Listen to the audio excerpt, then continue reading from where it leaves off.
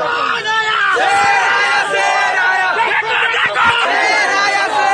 नीतीश कुमार जी से व्यक्तिगत तौर पर मुझे कोई दिक्कत नहीं है, बट उनकी नीतियों का मैं विरोधी रहूंगा, क्योंकि मैं आज भी मानता हूं कि 7 निश्चय बिहार की सबसे बड़ी भ्रष्टाचार की योजना है।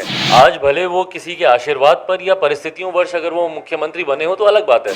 आप जाकर हाईवे पे देखिए, बाढ़ से जो विस्थापित लोग हैं वो कैसी अपनी जिंदगी हाईवे पे बिता रहे हैं, और ये हर साल के दृश्य हैं।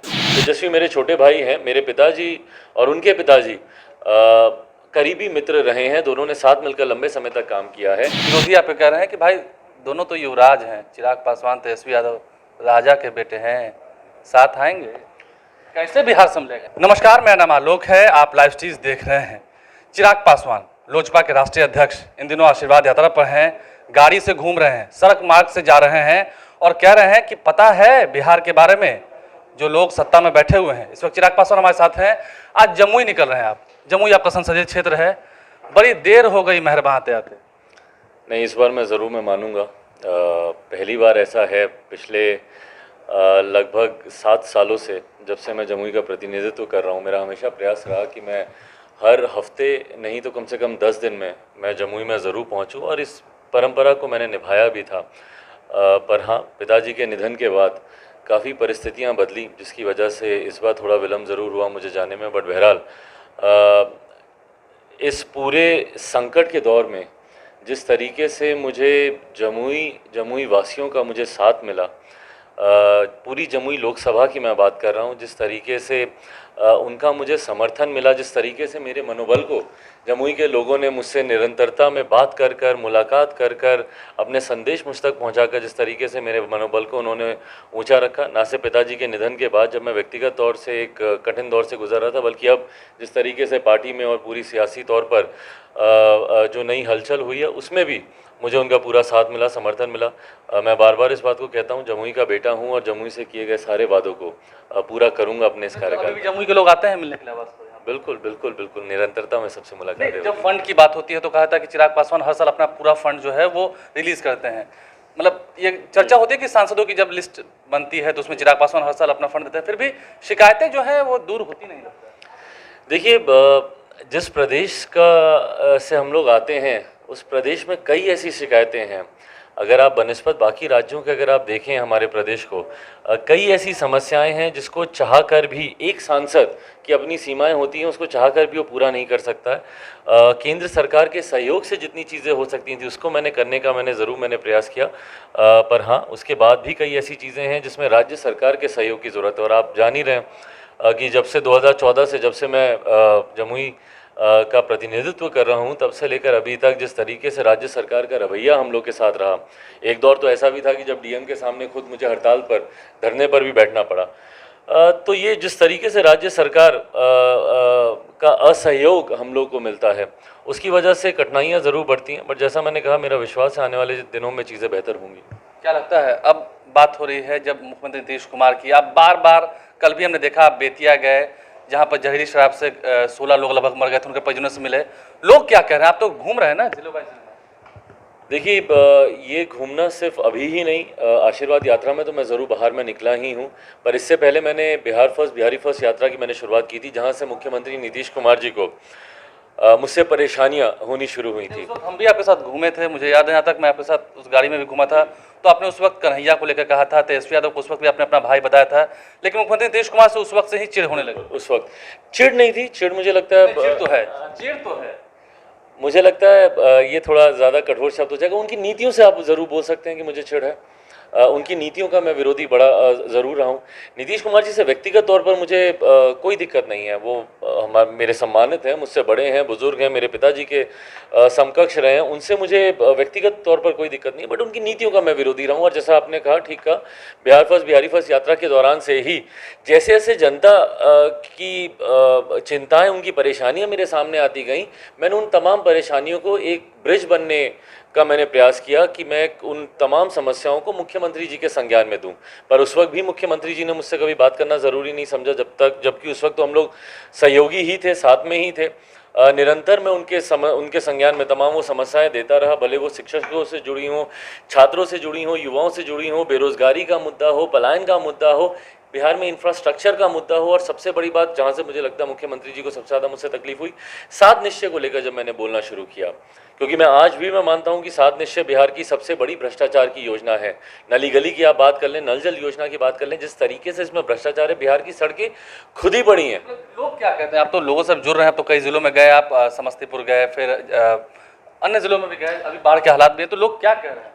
लोग आज की तारीख में जिस तरीके से मुख्यमंत्री नीतीश कुमार जी से और उनकी नीतियों से नफरत करते हैं, नफरत करते हैं, मुझे लगता है ये नहीं, आपने कहा कि आप चिढ़ते हैं, लोग के बारे में कह रहे हैं कि नफरत करते हैं। मैं उनकी नीतियों से मुझे चिढ़ ज़रूर है, उनकी नफ़रत लोगों के बीच जब आप जाएंगे तो आपको एहसास होगा मुख्यमंत्री नीतीश कुमार जी के बारे में किस तरीके से बिहार के लोग अपनी बातों को रखते हैं। और यही कारण भी है आलोक जी, आप ईमानदारी से मैं बोलूँ, यही कारण भी है कि चुनाव में परिणाम इस तरीके से आए। ये बात तो स्पष्ट है ना कि आज की तारीख में जिस पार्टी को नंबर 3 की पार्टी बना दिया गया हो, जिसके 50% से ज़्यादा विधायकों की संख्या कम हो गई हो, कम से कम उस व्यक्ति को बिहार का मुख्यमंत्री बनने के लिए तो बिहार की जनता ने मैंडेट नहीं दिया था। आज भले वो किसी के आशीर्वाद पर या परिस्थितियों वर्ष अगर वो मुख्यमंत्री बने हो तो अलग बात है, पर बिहार की जनता ने कम से कम मुख्यमंत्री नीतीश कुमार जी को प्रदेश का मुख्यमंत्री बनने के लिए ना उनको ना उनकी पार्टी को समर्थन दिया। अगर दिया होता तो आज सबसे बड़ी पार्टी होती, तीसरे नंबर की पार्टी नहीं होती। पर अभी भी जनता के बीच में आप जाएंगे, भले वो बाढ़ का मुद्दा हो या कोरोना काल में जिस तरीके से मुख्यमंत्री जी की भूमिका रही, दिक्कत ये है कि मुख्यमंत्री निकलते नहीं है अपने आवाज़ से। जो हवा महल उन्होंने अपने लिए बना के रखा हुआ है वो उससे बाहर नहीं निकलते। ज़्यादा से ज़्यादा उस हवा महल से एक उड़न खटोले से ही उड़ते हैं और ऊपर से हवाई सर्वेक्षण कर कर वापस उसी घर में जाकर कैसे जाना चाहिए? गाड़ी से जाना चाहिए? बिल्कुल जाना चाहिए भैया। प्रदेश के मुख्यमंत्री हैं। आखिरी बार मुझे नहीं याद, मैं आपसे बल्कि जानना भी चाहूंगा, मुझे नहीं याद कि आखिरी बार मुख्यमंत्री नीतीश कुमार जी प्रदेश भर के दौरे पर सड़क मार्ग से कब निकले थे।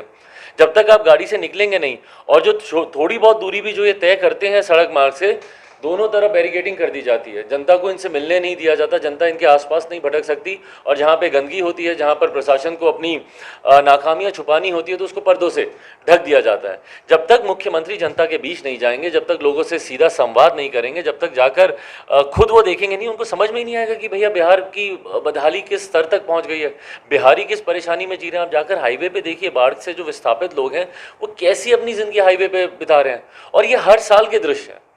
मुझे पिछले आप 15 साल से आप निकाल के दे दीजिए, आपके आर्काइव्स में होंगे। हर साल मुख्यमंत्री ऐसे ही हवाई दौरा करते हैं, हेलीकॉप्टर से निकलते हैं, ऊपर से देखते हैं अच्छा हाँ बाढ़ का पानी इतना आया।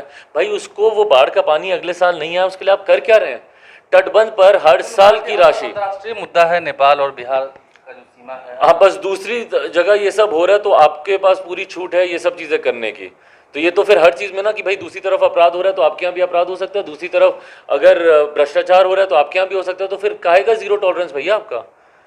मुझे भ्रष्टाचार में आप मुझे बताइए ना, तटबंध हर साल राज्य सरकार उसकी राशि आवंटित करती है और अगली बरसात से पहले वो तटबंध टूट जाते हैं।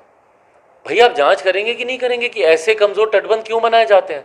नदियों को जोड़ने की योजना का हम लोगों ने जिक्र किया था, सुझाव दिया था, पर यही सुझाव जब बिहारी फर्स्ट देता है तो मुख्यमंत्री जी को बर्दाश्त नहीं होता। तो इसीलिए जब तक मुख्यमंत्री सड़क से निकलेंगे नहीं, सड़कों की हालत उनको पता नहीं चलेगी, बिहारियों की हालत उनको पता नहीं चलेगी। की बात करते हैं, इन दिनों चर्चा काफी तेज है। आखिरी सवाल आपसे यही लेते हैं, तेजस्वी यादव और चिराग पासवान भाई? देखिए मैंने हमेशा तेजस्वी को मैंने अपना छोटा भाई माना है और आज ही ये कोई ब्रेकिंग न्यूज़ नहीं है, मैं हमेशा मैं बोलता हूँ तेजस्वी मेरे छोटे भाई हैं। मेरे पिताजी और उनके पिताजी करीबी मित्र रहे हैं, दोनों ने साथ मिलकर लंबे समय तक काम किया है।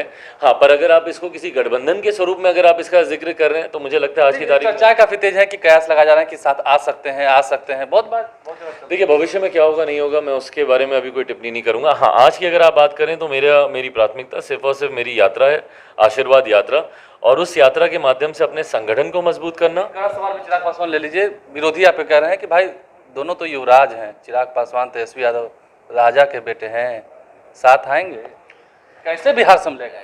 कौन कह रहा है ये? कहते हैं लोग। कौन कह रहा है ये? अगर ऐसा भी है, अगर कोई युवराज तो कहा करते हैं जेडीयू के नेता। मुझे मैं इस बात को मैं स्पष्ट कर दूं, आज की तारीख में मैं तेजस्वी के बारे में बोलने के लिए मैं अधिकृत नहीं हूं, क्या कर रहे हैं नहीं कर रहे हैं, बट जिस तरीके से मैं मेहनत कर रहा हूं, देखिए आज की तारीख में सिर्फ और सिर्फ मायने रखता है कि जनता किसका साथ देती है। और मुझे खुशी है कि जिस परिस्थिति में मैंने पिछला चुनाव लड़ा उसमें भी जनता 6% मत हम लोग को आया, वो भी तब जब अभी 100+ सीटों पे हम लोगों ने चुनाव ही नहीं लड़ा था। उस पर अगर हम लोग चुनाव लड़ते आलोक जी, तो मैं ईमानदारी से बोल रहा हूँ ये मत प्रतिशत 12 से 14% का होता, और आज तो 15% वाले तो बिहार के मुख्यमंत्री बने। सकता है कि आप दोनों में इतनी क्षमता है? क्षमता की बात नहीं है, विजन की जरूरत है, जो मुख्यमंत्री के पास नहीं है। मौजूदा मुख्यमंत्री नीतीश कुमार जी अगर अपने आप को कहते हैं कि भैया वो ज़मीन से आए हैं और उन्होंने बिहार की बदहाली को महसूस किया है, तो क्या विजन रहा आपके पास पिछले 15 सालों में बिहार को बदलने का? कम से कम Chirag Paswan Bihar first, Bihari first vision को तो लेकर सामने आया है। आप मुझे एक समस्या बताइए बिहार की, मैं आपको उसका समाधान दूंगा अपने विजन डॉक्यूमेंट के माध्यम से। शराबबंदी कानून को लेकर आप ही कहते हैं कि विफल है, कैसे सफल बनाइएगा? बिल्कुल पूरी तरीके से विफल है भाई। जब तक जिसको जिस जिस जिस कानून को तोड़ने का संरक्षण स्वयं मुख्यमंत्री के द्वारा मिल रहा हो, उनके सरकार के द्वारा मिल रहा हो, तो वो कानून कैसे सफल हो सकता है? आप मुझे बताइए ना, सबसे पहले पंचायत में शराब की दुकानें खोलने का काम किसने किया? यही मुख्यमंत्री नीतीश कुमार थे। फिर एक दिन इनको ज्ञान प्राप्ति होती है, उसके बाद ये बोलते कि भैया शराबबंदी कानून हम लेके आएंगे। आज की तारीख में, मैंने बिहार विधानसभा के चुनाव में भी मैंने कहा था, आज की तारीख में शराब की ऐसे हालात हैं कि भैया अब उसकी होम डिलीवरी हो रही है, घर तक शराब आपके पहुंच रही है। और उसमें जिस तरीके से संरक्षण तस्करों को मिल रहा है, अब शासन प्रशासन का संरक्षण को संरक्षण मुख्यमंत्री दे रहे हैं, राज्य सरकार दे रही है, ये जांच का विषय है। बट ये बात तो हकीकत है कि शासन प्रशासन तंत्र को पूरी तरीके से मालूम है कि कहाँ कहाँ पर शराब बिक रही है और कैसे मिल रही है। उसके बावजूद शराब विधानसभा चुनाव में मैंने आपसे ये सवाल पूछा था, फिर आज पूछ रहा हूँ अंतिम बार, बिहार में का बा?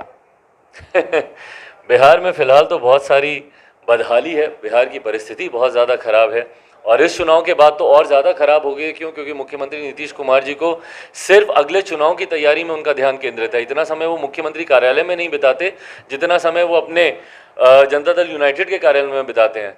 जिस समय उनको बिहारियों की चिंता करनी चाहिए, उस समय वो तो लगा रहे हैं, जनता दरबार तो लगा रहे हैं। जनता दरबार के आप हालात देख भाई, आप जनता के बीच जाइए, जनता दरबार अपने घर पे मत लाइए, जनता के दरबार में आप खुद जाइए, ये मुख्यमंत्री का कर्तव्य होना चाहिए। कुल मिलाकर चिराग पासवान ने हमें समय दिया, अपनी यात्रा पर वो निकल रहे हैं, हर जगह नारे गूंज रहे हैं, देखो देखो कौन आया, शेर आया, शेर आया। लेकिन तेजस्वी यादव को भाई तो बताया है, लेकिन गठबंधन को लेकर कह दिया कि भविष्य में देखा जाएगा क्या होता है, देखते हैं।